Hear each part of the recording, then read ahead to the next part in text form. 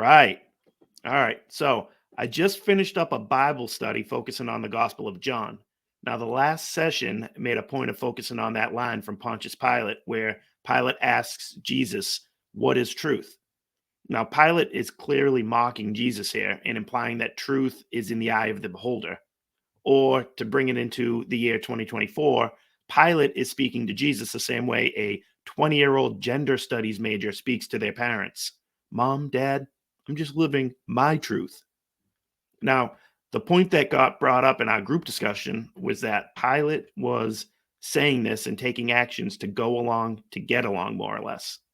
He clearly didn't think Jesus deserved to be put to death, but he was afraid of the backlash that he would have faced from a bloodthirsty crowd that wanted him to deliver.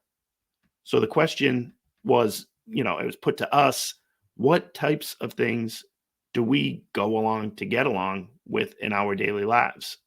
Do we retreat from sharing God's message because in our secular world, we're afraid that we'll be mocked and criticized? Do we simply say, well, this is what I believe when the topic of gay marriage comes up? What about abortion?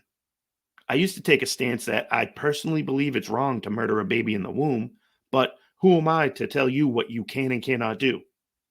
That's a form of denying Jesus. Peter denied him 3 times. How many times have you denied him?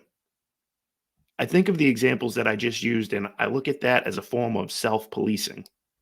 The secular world has gotten really good at getting people to self-police, especially Christians.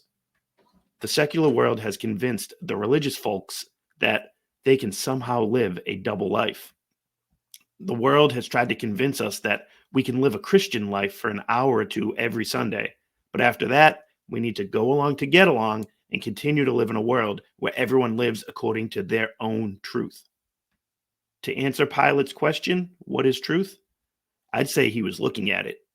Jesus is the truth and Jesus is the way. It's our job to know, to live that, to hopefully share that with as many people as we can on our time on this earth. And with that being said, I do believe it's time to welcome in our good friend, Mr. Ric Flair, because it is showtime, baby.